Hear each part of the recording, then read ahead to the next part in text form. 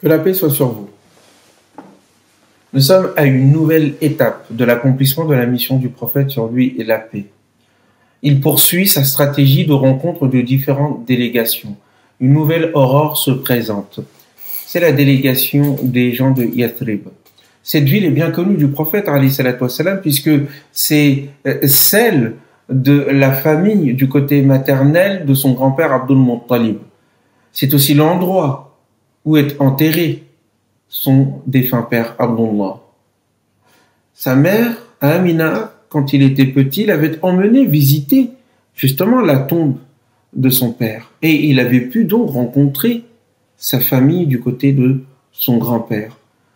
Au retour vers la Mecque, le destin voulut que sa mère mourût sur le chemin. Elle fut donc enterrée là-bas.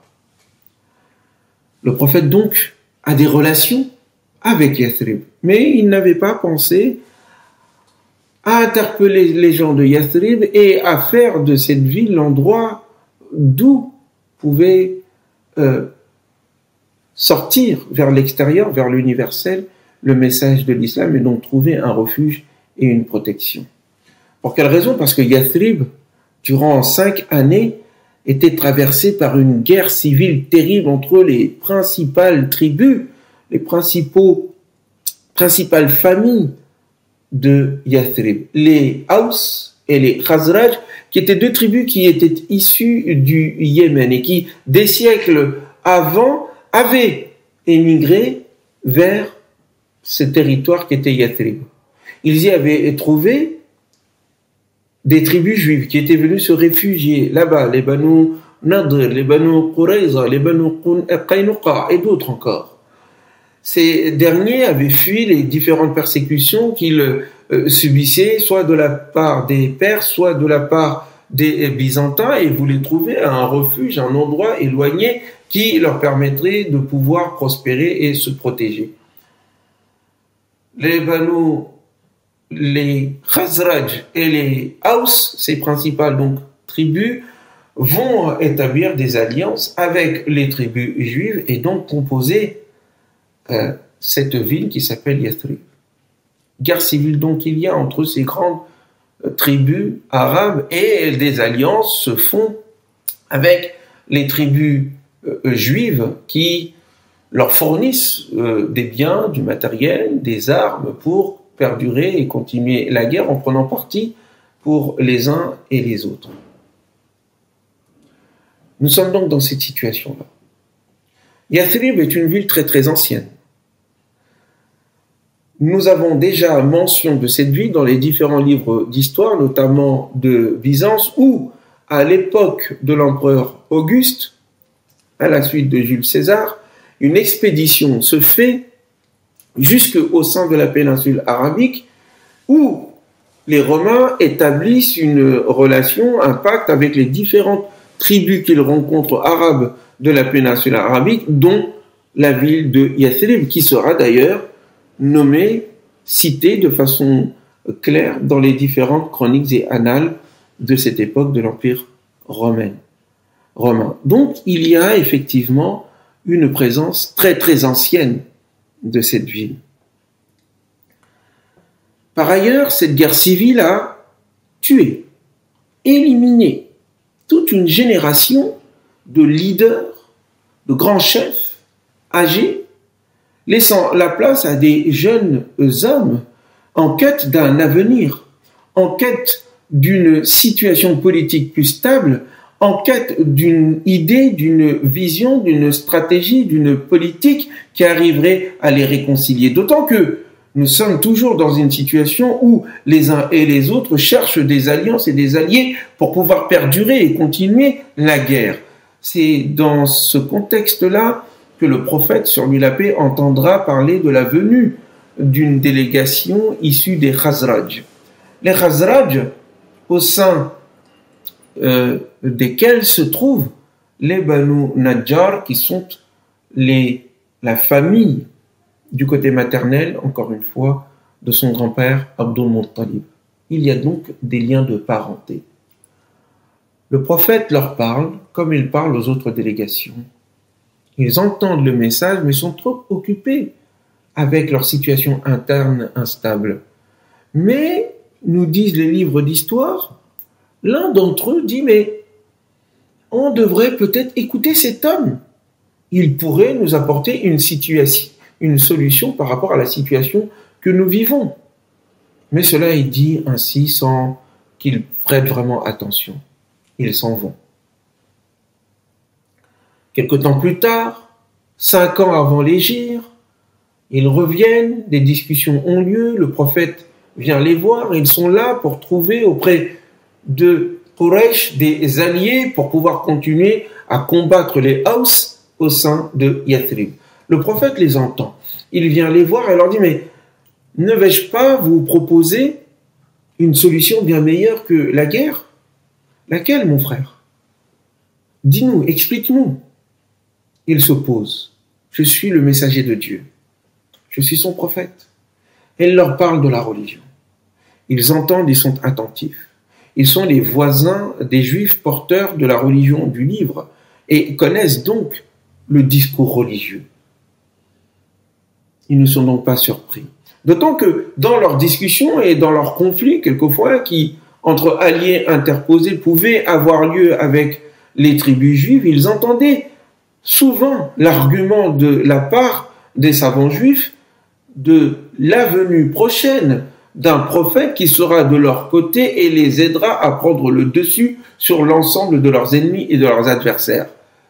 C'est sans doute lui. C'est lui dont parlent les Juifs. Écoutons attentivement. Qu'en est-il de ton message, Akhal Arab, frère arabe? Le prophète, sur lui la paix comme à son habitude, leur récite le Coran. إن الله يأمر بالعدل والإحسان وإيتاء ذي القربى وينهى عن الفحشاء والمنكر والبغي يعظكم لعلكم تذكرون. Ce passage de la sourate An-Nahl ordonne la justice. Dieu vous ordonne la justice et l'excellence, ainsi que le don envers les proches et les orphelins. Et il interdit toute forme de turpitude et de tyrannie, de dépassement des limites contre les autres. Il vous exhorte afin que vous réfléchissiez et que vous vous rappeliez. Le propos les interpelle. Il est profond quant à sa forme et quant à son fond. Ils comprennent de quoi il s'agit. Il faut qu'ils réfléchissent. L'un d'entre eux, leur chef, Asad ibn Zurara, dont il faut retenir le nom, va se convertir. Il fait partie des Banu Najjar, c'est-à-dire la famille du prophète, sur lui la paix, du côté de son grand-père, Abdul Muttalib. Il est convaincu de la nécessité pour les gens de Yathrib d'entendre ce message, en raison de sa profondeur, mais en raison aussi de la portée politique que pourrait avoir ce message dans une société, celle de Yathrib, qui est dans le trouble et dans le sang coulé durant la guerre civile n'a pas encore vraiment séché. Les cœurs sont encore dans une situation de haine et des volontés de vengeance peuvent à un moment donné s'allumer de part et d'autre et faire recommencer la guerre civile et son atrocité. Il s'en va avec son compagnon, tous deux se convertissant, et revient quelques années plus tard, ou une année plus tard, donc quelques mois plus tard.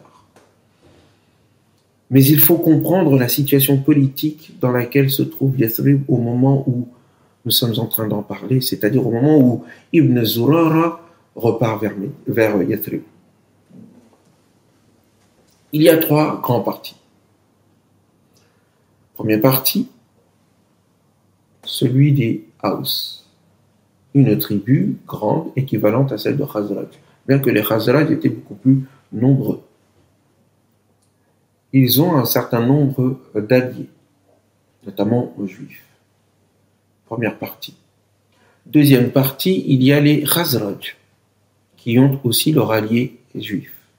Deuxième camp. Ces 2 camps s'affrontent, se confrontent, s'entretuent, pour des questions de suprématie et de pouvoir. Il y a un troisième camp d'un Abdullah ibn Saloul qui fait partie des Khazraj mais qui décide de ne pas prendre parti à cette guerre civile. Lui et les siens se tiennent à l'écart. Nous avons donc ces trois grands groupes politiques à l'intérieur de Yathrib en guerre et en difficulté. Premier élément. Deuxième élément, les Haus et les Khazraj se rendent compte que ces guerres fratricides amenuisent leur puissance et leur capacité, leur souveraineté plutôt économique, et se rendent compte que leurs alliés juifs respectifs en profitent pour avoir le dessus sur eux économiquement et de pouvoir avoir une autorité, une influence, un pouvoir plus important encore que le leur au sein de Yathrib. On ne peut plus continuer de s'affaiblir ainsi. Il faut que nous trouvions une solution. Et c'est dans ce contexte-là que la venue d'un leader, un autre, avec un message nouveau, permettant de dépasser le passé sanglant et d'annoncer un avenir meilleur, est compris et accueilli. Les cœurs sont préparés à accueillir ce message et la nouvelle donne politique. Ils n'attendent que cela. Aïcha, radiallahu anha, l'épouse du prophète, sur lui la paix, et que Dieu soit satisfait d'elle, dira quelques années plus tard que cette guerre civile au sein de Yathrib, qui dura 5 ans avant que la rencontre ait lieu avec le prophète Mohammed sur lui la paix, était un cadeau offert par le divin, une occasion divine pour que l'islam puisse être accueilli de façon positive et facile au sein de la population de Yathrib, notamment au sein des leaders et des chefs de Yathrib et des différentes tribus. Ibn Zurara s'en va donc. Il revient l'an prochain, l'année d'après, avec 6 personnes, qui sont des gens de Khazraj. Le prophète, sur lui la paix, leur enseigne l'islam, ils se convertissent et ils repartent, en promettant de revenir l'année d'après. Le prophète continue ses différentes activités, ses différentes discussions.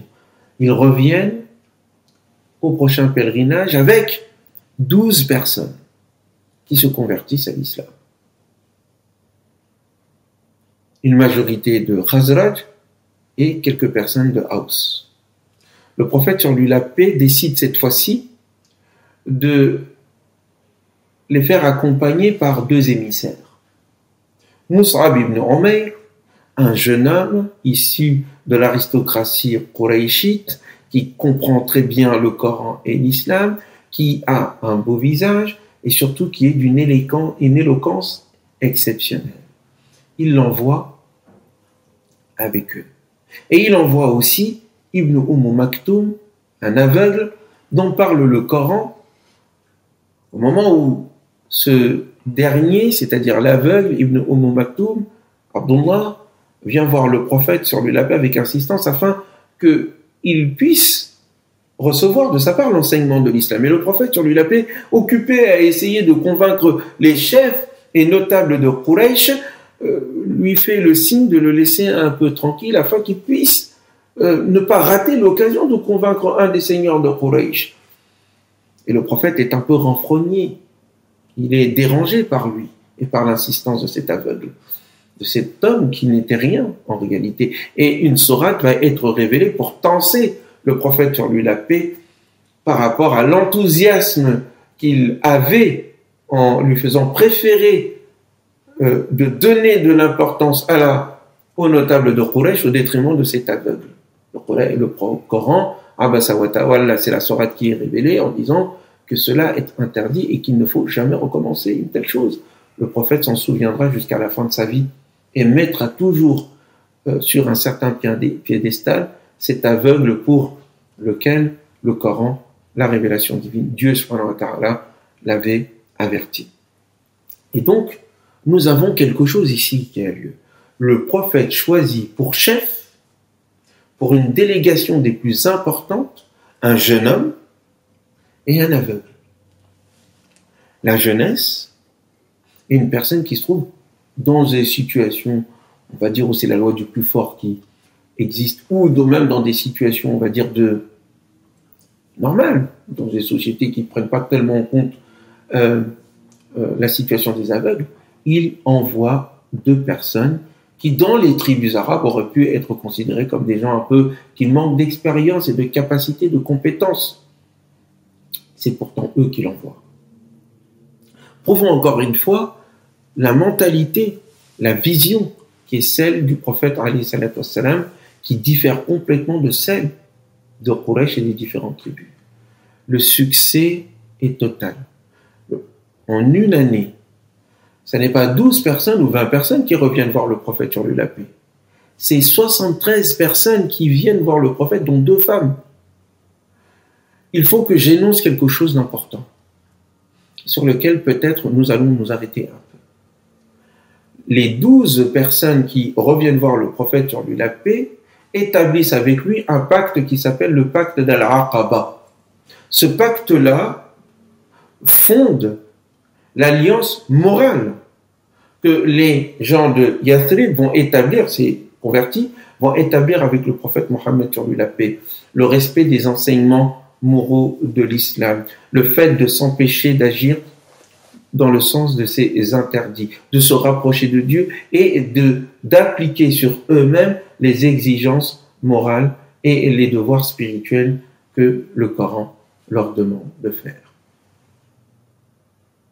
Nous revenons donc avec cette délégation d'enseignants, ces émissaires, ces ambassadeurs que sont Mus'ab ibn Umayr et Ibn Maktoum qui vont recevoir, grâce à Ibn Zurara qui est avec eux, les différentes tribus et chefs de Yathrib. Une nouvelle délégation vient et un nouveau pacte et une nouvelle allégeance auront lieu. Il s'agit de la 2e allégeance d'Al-Aqaba. Cette fois-ci, elle est politique. La première était spirituelle, la 2e est politique, et elle engage cette fois-ci les gens de Yathrib de protéger le prophète sur lui la paix, de l'accueillir en leur sein, et de tout faire pour soutenir le message du prophète sur lui la paix contre tous les ennemis qui peuvent à un moment donné s'opposer à lui. C'est le pacte politique qui va fonder la future alliance de Médine. Mais de cela, nous allons parler dans le prochain épisode, afin de voir les conséquences de ce pacte et ce qui s'en suivra sur le plan politique, stratégique et sur le plan spirituel qui donnera une nouvelle dimension au message de l'islam et à la communauté musulmane. Je vous dis à très bientôt. Continuons de suivre les pas du prophète, le prophète de l'humanité.